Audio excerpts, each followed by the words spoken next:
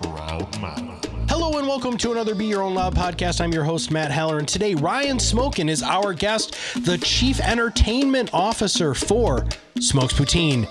This is going to be a show that you are going to want to take all sorts of notes on, because not only are we going to talk about really what client experience is like, but we're also going to talk about some of the things that have made them an international juggernaut that are going to take over the world and achieve true world domination.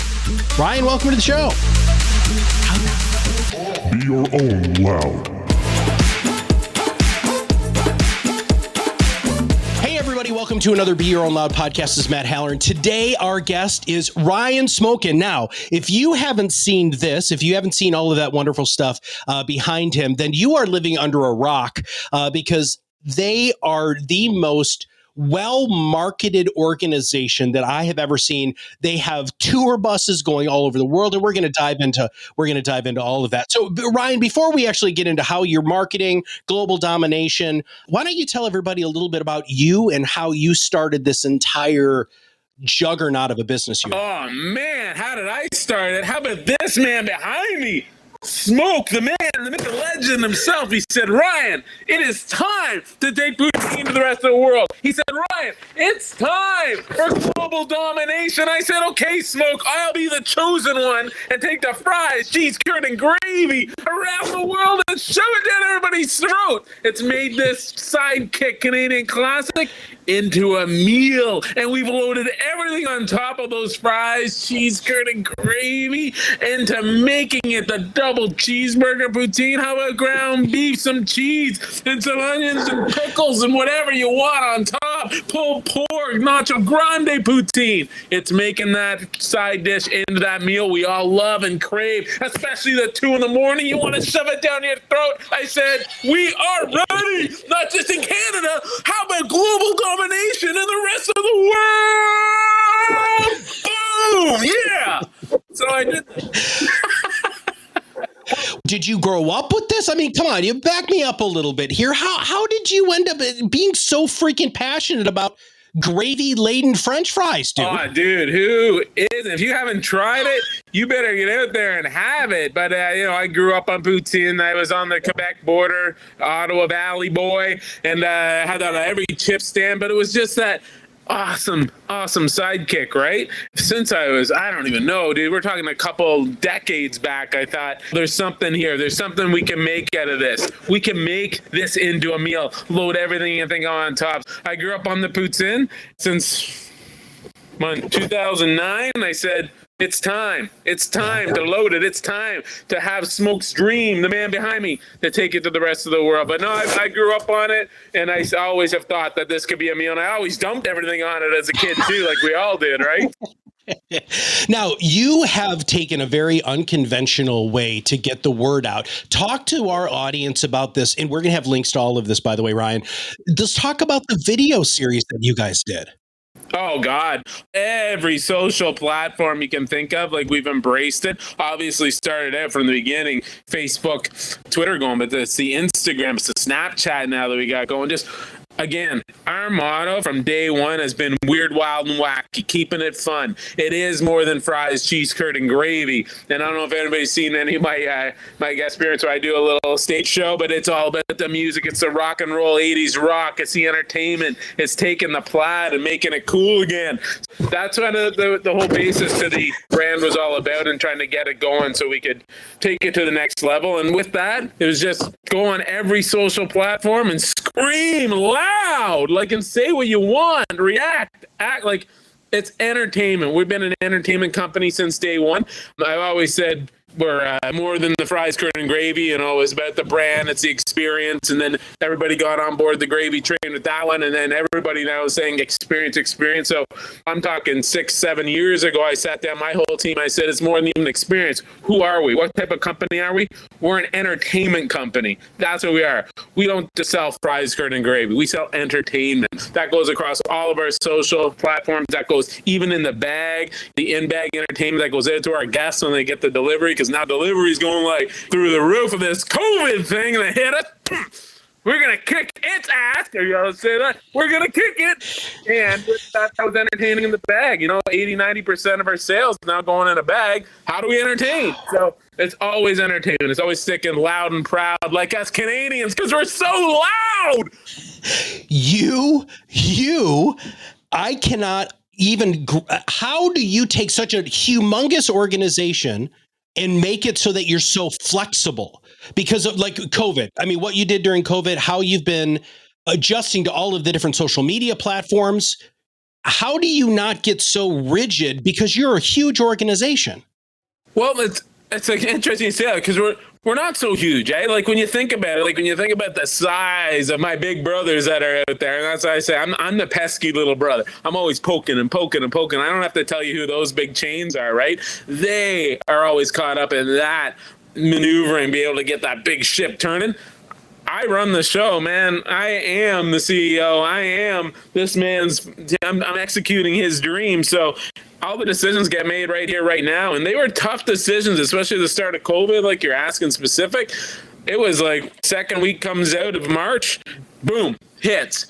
By third week of March, I made all the decisions, where we're going, where we're shutting down, how we're adapting, how we're going to change around our whole infrastructure. Like it had to be done like that. And it was tough, man. It was tough at the time. It still is tough now as we're on the rebound and taking it to the next level. But it was some tough decisions. And I don't have a board of directors. I don't have all these senior people sitting around bounce ideas off it. No, I'm staring into the mirror and I'm thinking of something that never has been done before or seen before. What do I do? What do we do? And then bring in all the troops, bring all the family, all the franchisees together to follow that direction where we want to go as a company. And it was tough, man. There were tears. There were some doors shut, but there was opportunities too. And that's where I kept pushing for, because where there's that side of it, like us, I'm not going to glorify. We shut a few places down, but we're in a heavy expansion mode too. At the same time, we're looking for opportunity and we're hitting it around the world. Boom! Did I mention that? Yeah. You have. Well, so we were talking before we hit record. Why don't you tell everybody where you have now started to have traction in other parts of the 7 billion people on this planet? That's exactly it, bro. And it is those 7 extra billion people out there. And that's what it really clicked in. It was always global domination from the beginning of time. But as we expanded across the country, like in year one, it was the first location, 09. Then I said 10 in 2010. So we hit that. Then I said I want to double to 20 in 2011. And guess what? Do you think I did it? Yeah, we did it. Then 40, then 80, and then it was getting into all the stadiums and non-traditional markets like that on the university campuses, into the amusement parks. We had that. Now it just hits you. That's only 30 million people. What about the other 7.5 billion people that we got out there? And that's when I really had my eyes open, when I started to do some traveling and started to go around.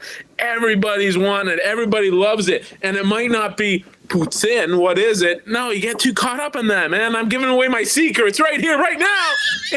It's loaded fries. That's all it is. Everybody eats fries. In the world, everybody eats fries. So what do you want on top of it? Let's load it. Let's put whatever they want and stuff it down their throats until they get addicted and they need more. And they add another shot of adrenaline, of gravy in them. So that's what we found out, brother. We just started traveling the world, and now we're doing it. I mean, we're in 9 other countries already. We just finally got to do our first big show in the last 19 months. We just got done it in France. Huge interest. We already got Austria, Czech Republic, and Hungary. Those 3 European countries already gone, but now it's the rest of Europe, looking at the UK, all through England. Like, it's going to be boom. It's going to be explosion of gravy all over the screen in your face. You've changed the way that companies market. Where did that come from? How did you have that epiphany? It's a good question. I always had a whacked out mind. I think that. But again, I got to give credit to that guy behind me, that dude right there. He's the true visionary, and all he ever asked was that his name and face was on our logo. That's all that dude asked for. He's just a giver. He's a giver. He's around the world, that beautiful face. I had the idea for the Poutinerie and Loaded. Oh God, like I said, a couple decades ago. But before that, it was a nice ride that I took to get there. Is that I had property development company that I started before this. I've always been an entrepreneur my whole life. Never worked for the suits, so had that, which obviously helps in expansion at a global scale like we're doing with the property development. But the biggest one was after that. 11 years, I owned a branding and design company, and I started that from scratch. And I was just cold calling. I had a couple buddies that were graduating from OCAD, and I said, "Hey, yo, why don't we sell your services? What do you do again? Okay, great. Let's sell it across the country here." And by the end, though, dude, we had Nike, Molson, Maple Leaf Sports and Entertainment, YTV, Sims Snowboards. And I admit, I didn't know branding at that time. I'm a kid at a university, and so I learned it. I learned it inside out, and I don't know where it hit that. It's just like, if this didn't have that brand behind it, and this didn't have the plaid, this didn't have the energy, we'd just be selling French fries, cheese curds, and gravy. And we've seen those places pop up across the street and shut down at the same time. There's a reason why we're going global domination, because we are more than fries, cheese curd, and gravy. Are you getting where I'm going? I am. And shouldn't more companies realize that they are so much more than just the products and services they offer? Yeah. And that's what's happening now. And that's what I was saying before. Like, it's that experience. That's the biggest word you're going to hear. And you have in the last couple of years now, experience. But I've been preaching that for 12 years here, the experience. And that's when it became that entertainment company, right? Not everybody can entertain, perhaps, like I do, loud and proud and screaming, but you can entertain in a billion different ways. But the experience is the biggest word being tossed around out there, and everybody knows that now. So that's what actually can come to haunt companies like us who are claiming that we're the ultimate, we're the best, we're the top. So we have to keep doing that. We have to stay ahead. If all of a sudden, I won't name any of my competitors, but I don't really think they're competitors. But anyways, these other fast food places, like they start to say experience. What can we do it? So we have to stay on the edge of that. And right now it's social. And we know how to social to destroy all these guys. We had them on face to face on social. Like we'll call them on. Like, we're not afraid. We're like I said, pesky little brother, man. Yeah, come on. He's gonna poke. He's gonna come at me. Oh, he took a swing. Now we're going. Let's go. And then they're gone. Where'd they go? You scared of me now? What? The big brothers now they're gonna be down on the count for 10. But they are afraid of you, and they're afraid of you for good reason. Because you have the opportunity, and you have taken the opportunity to just you put on the gloves. And there are a lot of companies that are afraid to do that. How are you so comfortable putting on the gloves and actually taking these other fast food chains to the mat? Oh, you just can't be afraid. If I tried to compete with somebody who's, well, I'll even think of it this way. This is a mean way to put it, but these guys are, no offense to anybody who's listening, but these guys are like 80 years old. Okay, like they're old, and they're tough to turn. They've done well. I was always told if we had this brand in action 20, 30 years ago, it was such a different franchise world out there. There wasn't the franchise disclosure documents. There wasn't all the legalities behind it and everything. We'd be exploding. But these guys are 80 years old, 90 years old. They haven't figured out how to adapt to the common times. I'm only just over 10 years old, and we had a whole crap load of growing up to do from 12 years ago, this thing called Facebook. And oh my God, what do we do? How do I get? God, the last 10 years, the last 5 years, the last 3 years, I mean, on the whole social side, you got to keep up with that. And I'm not saying we're a master of it, but we're not afraid of it. And just like changing of the whole industry into a whole delivery industry, I accepted that 5 years ago when that was stirring up, because if you were afraid to do it because of that markup, and my franchisees were rebelling against me, they did not want to do this. It was taking money off, but we just said, this is it.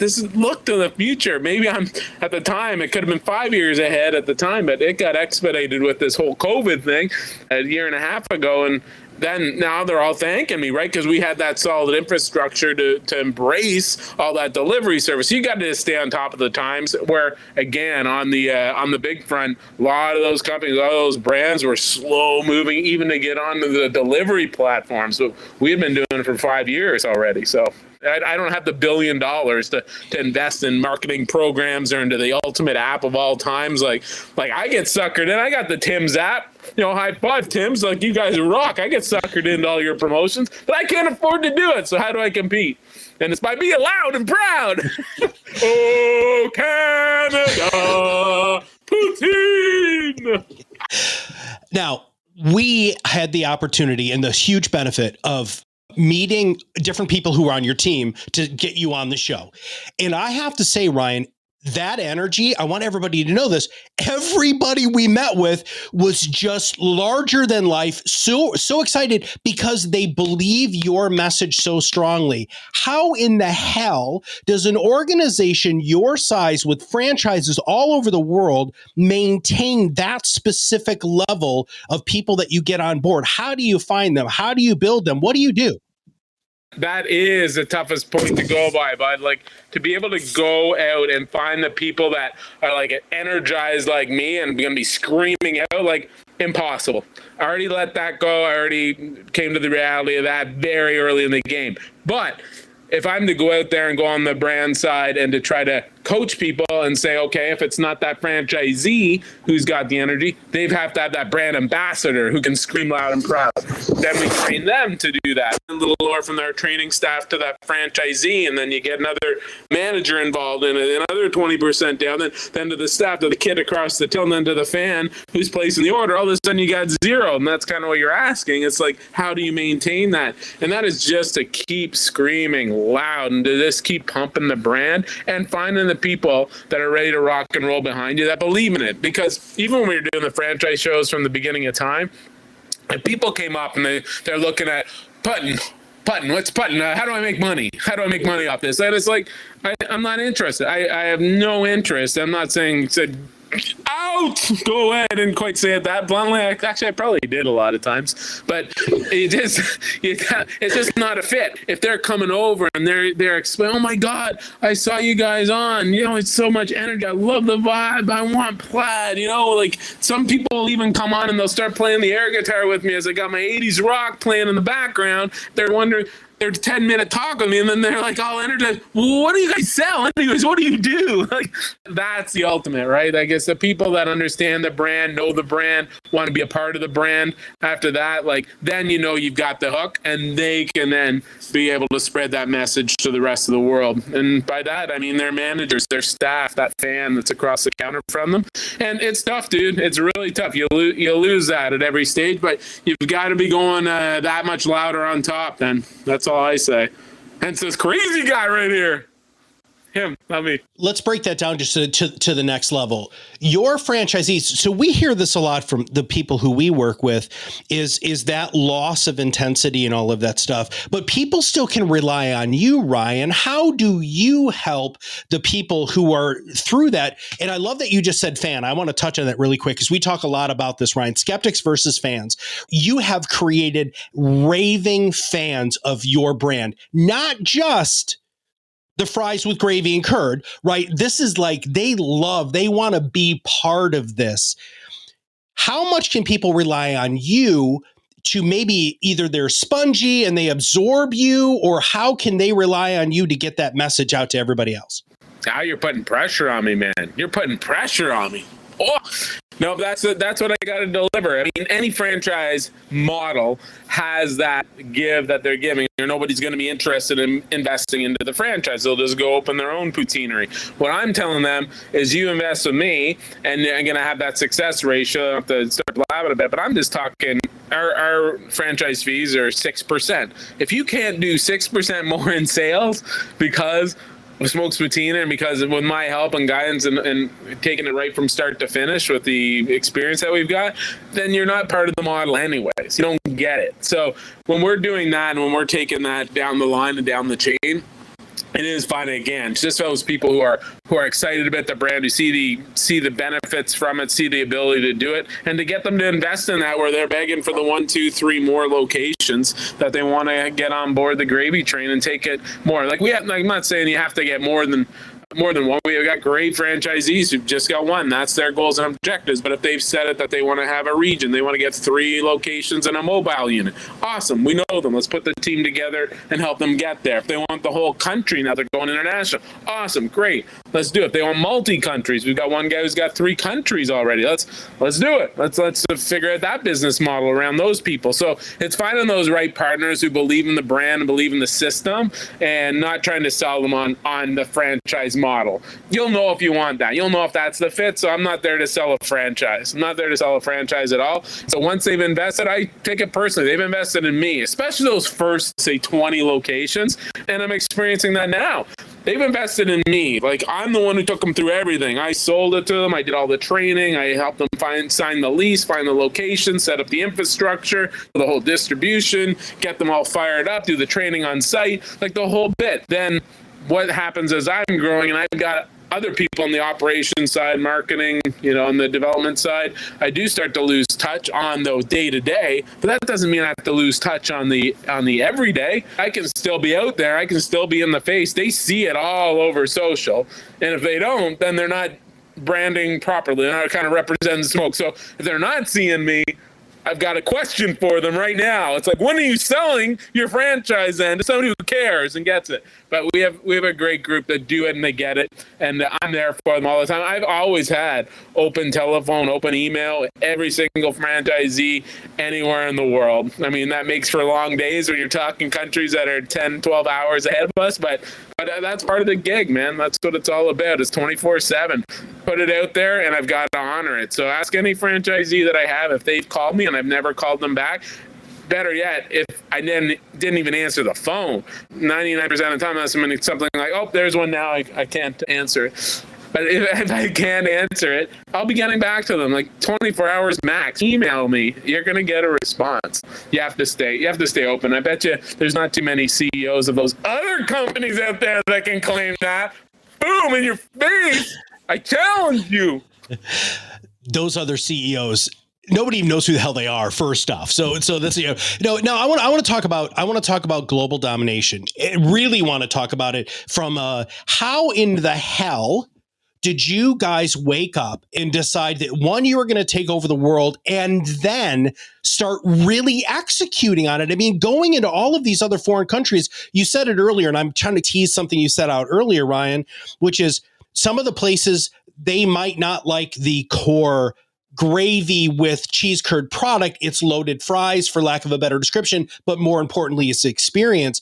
How have you been able to stay culturally sensitive, normative, and still maintain this growth structure? It kind of goes down to my motto of like hard work, common sense, and surround yourself with the right people. And in that question, it's that third one, surround yourself with the right people. I'm not going to sit here and say, oh yeah, I can take it global. I know everything. I don't know anything. I didn't know anything about franchising when I got into this puppy. I never set foot in the kitchen. I'd never been in the food industry. Like I said, I was property development and I was brand development. So that's where it came. So then it's surround yourself with the right people. And right now, I mean, I had the core group that was for Canada as we went. But at the same time, you came into that first location down on Adelaide Street that I ran myself. I ran that whole puppy myself, that #1 location. And I was screaming global domination from the beginning of time. Everybody would walk in, they're like looking around, like, is this a franchise? Like, where's this from, man? Like, that was the vibe from the beginning of time.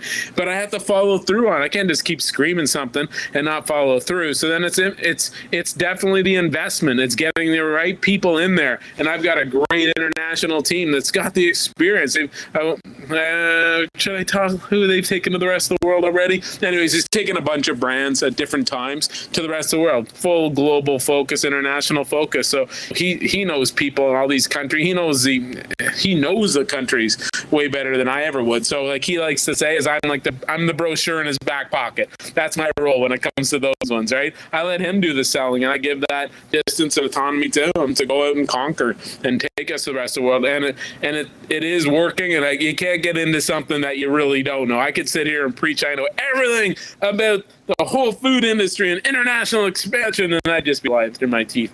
So I know how to brand. I know how to build empires. I've had 3 successful companies as an entrepreneur. That's what I know. I know how to build brands, build companies. And that is surround yourself with the right people. So look at where your strength is and find out where you're going to concentrate, and look at your weaknesses and get those right people in there. The level of humility, right, that you're showing there is commendable, but I want to highlight your genius and why I believe that more people who are in the charge of organizations, the captains of the ship, which you are clearly the captain of the ship, you have a marketing, branding, and entrepreneurial background. That is not Wharton MBA, Harvard, blah, blah, blah, climbing the corporate ladder. Do you think that more companies should run like that? And does that lead to your level of flexibility and exposure? Like you had said before, where's the founder, the owner, the CEO of? You get to that size, it's more the age of it, right? Like when you're around that long, how can you have somebody who's so direct and buried into the business with your franchisees, with all your partners? That's a tough gig, man. And people are often pretty surprised how lean we are as a company as we take it to the rest of the world. And that's what you got to stay in. You got to stay in touch at all levels. There's the flat structure and everybody's interacting. Like I have multiple bookkeepers, and I can talk to any one of them on the marketing side, our social side, like very open communication. I'm sure they are maybe a little nervous to come into my office, but they don't show it. They know they're more than welcome to come in, and you got to be able to stay in touch with it. But you get too big, you get too cumbersome, and you're going to lose all that touch with all your fans, and you're going to lose it definitely with your franchisees who are the blood of the whole entity, right? Like if they're not happy and they're not doing well, then I'm not doing too well. So that was a tough time through COVID. Like they really keep them fired up, really keep people that are looking at that global domination and have that positive vibe that was going through. It was at the beginning, we were doing at least one call a week with all of our franchises and franchisees. And then it got to, once every couple weeks, once a month. But it's that constant contact and staying more than just a name on an email. At least I'm doing the interaction. We do once a month. We do our mid-month, it's 5 M's we call it, the mid-month Monday marketing meeting. And it's on our big screen TV where all the franchisees dial in, and we just stay in touch. I'm part of that, so it's more than just a guy, a signature on an email, right? It's like you got to be the face, and you got to be able to connect with everybody, no matter how big or small. So I've got a multi-unit dude who's got all the UAE, and I've got single unit greatness right here in small town in Canada. They're all the same. They're all great partners. When it comes to the philosophy of this entire podcast is helping people, one, give themselves permission to be unapologetically themselves, to rise above the noise and be their own loud. That's what my company exists for. That's why we are here. That's what we do. When did you have that epiphany? Because I believe, Ryan, and we've done lots and lots of these shows, everybody I asked this question to, there was a time in their life, it could have been early on in your life, it could have been professional development, whatever, where you just woke up and you're like, you know what, I'm really tired of trying to be like everybody else. I'm going to be the best me I can be. And when they give themselves that permission, that's when they do rise above Taco Bells and Burger Kings and those organizations. You gave yourself permission, and that permission, it seems to have trickled out through the people that you've hired. When did you have that epiphany? Probably not an epiphany in my stage, because I had the, like you said, the branding and design company before this. That maybe is where I learned where I had to go, where I needed to go, because I can remember, maybe this is kind of the epiphany. It was after I'd sold to a large ad agency, and I was planning on taking a couple years off, just relaxing. I just had twin boys that were just born. So I just said, I'm chilling, gonna take a couple years. But at the same time, as I was walking out, I was talking to the designers there, and I said, but dudes, I'll be in touch. I've got another idea that I'm coming back at you with. So maybe that in itself is realizing I'm coming to a branding and design company to work with them to build this chain, this poutine chain. I'm not going looking for a space and looking for the best potatoes out there. I did that afterwards, but we built the brand. I built the whole essence of smoked poutinerie way before I knew where I was getting my potatoes from, and I knew where I was opening my first location. So maybe that's in a way. It's like it's an epiphany I'm having right now. Actually, just came to me. It was at that time. It was that realization that if I had found the space and said, okay, found the space, now I'm going to open up a poutine company. Then I just said it right there. I'm opening up a poutine shop. That's not what I was opening.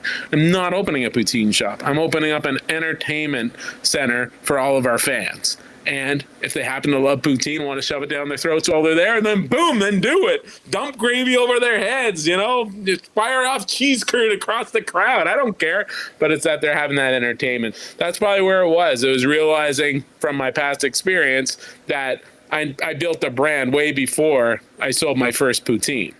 If you could give a piece of advice to young entrepreneurs who have a brilliant idea like what you've created, what would be the one thing that you would say, hey, I learned this and I would love it if you didn't make the same mistake I did? Don't be afraid. Just go do it, man. Like, there's so many people. Like, even with the Poutinerie, right? It's like, you don't know how many thousands of people. Oh, you stole my idea. Oh, I had that idea. I was gonna do it, and I knew it was awesome. And like, I had that like 10 years ago before you. It's just like, well, no, you didn't. You didn't do it. Like, I didn't steal this off anybody, but apparently a million people think I've stolen it off them. No, we created Poutinerie. I took it. I invested in it. I did. It's a risk reward. It could have flopped, and which is a majority of people. Before I opened, 99% of people on all the regs and all the media are trashing it. It's like, I'm not going to go anywhere. Who's going to pay $10 for a poutine? Blah, blah, blah. This guy's going to be done in 3 months if he's lucky. Like, I didn't listen to it. It just was all that noise around us. Like, channel it into the positive sense and go get it. Go do it, man. Like, can't sit there and say, oh, I was gonna do that. That guy took my idea. Like, no, you have the idea. Go do it. Like, give it a shot. Right? And if you're not going to, stop whining about it. Don't claim you had the idea if you're not going to go after it. So tough. It's easier to say as an entrepreneur because I've been an entrepreneur, like I said, my whole life. So I haven't been tied down, haven't had the shackles on and looking to the convenience of having that nice salary. Like, that's tough to break out. And I can understand that. That's why I think this whole COVID thing, it's going to be an explosion, and it already is showing, of people looking to expand, finally do that thing they always dreamed of, to have to be their own boss and go with it. So I think that's the opportunities now, but just don't talk. Go get it. Don't talk to me, Lee. Unless, of course, again, it's a good idea. Then come talk to me. Well, we will make sure that everybody has got your contact information so that they can reach out to you, because I love that. I love the idea that you just want to empower people. One of the things that we've said on this show often is it's not pie, right? Just because I have mine doesn't mean that you get less. There's so much to go around. And there is, within the world of whatever your great idea is, if you are able to rise above and do what you guys have done to make it so that all of the sudden it is an experience instead of just a product, absolutely everything changes. All right, final words. What question should I have asked you that I didn't? Whoa, you didn't ask me before that you were going to ask me. It's what's here, what's now, what's to the future. Like, if I'm sitting here on my couch, which I am, what's next? And honestly, it's global domination. It hasn't changed. It's global domination, taken to every city, every country in the world. And now people are starting to listen and believe. A little bit of a setback, we'll call it, with this whole COVID thing. That doesn't slow down the rock and roll gravy train. We're going full fuel. We're going across, well, it could be the gravy plane now. We're going over the ocean. We're hitting the other countries, and we're going to do it so nobody over there is saying, oh, that guy he took my idea, right? No, I'm going to execute what I've been saying from the very beginning of time, 11 years ago, screaming global domination from the beginning of the first service going out over the counter to that first fan. That's the goal. If everybody wanted to say, what's the goal? It's every city, every country in the world. Are you on board the gravy train? Are you on board? please make sure you go to smokespoutine.com. I'm sorry, it's smokespoutinerie.com. Is that right? Yep. Okay. All right. Good. Okay. So can they find out franchise information there too? Yeah, you can find all the information will be on there. We got a special franchise site for smokesfranchising.com. So go check it out there, or just become a lover and a fan and just go mow down the poutine, man. You'll love it. But yeah, looking to do franchises around the world. You want a whole country? Boom. Let's do it. But you got to believe in the brand, and you got to feel the energy. It's not about the fries, curd, and gravy. So if that's all you're thinking, making money off fries, then I don't want to talk to you. But if you want to be part of this brand and get on board the gravy train, then let's do it. Fire it up. You're stoking the engine. We're fueling it up. You just want to sit in the back seat of the train? I don't want you. Get up. Let's fuel this together and take over the world. Woo! Yeah! I don't think there's a better way for us to end the show. Rock and roll. So Ryan, thank you so much. Please make sure you guys follow him on everything all over the place. Follow Smokes. They've got the greatest social media presence. If you want to see a real example of what you can do and should do for your company to make it an absolute experience, please make sure that you follow everything there. So Ryan, thanks for being on the show, brother. And for everybody here at ProudMouth, we'll see you on the other side of the mic very soon. Thank you for listening to Be Your Own Loud, where we reverse engineer success to help you accelerate your influence and break free from the torment of sales. If you haven't done so already, subscribe to our podcast, share it with others in your company or profession, follow us on social media. This podcast is brought to you by ProudMouth, the Influence Accelerators. Visit us at ProudMouth.com and join our Influence Accelerator Academy for free to enhance your marketing mindset and know-how.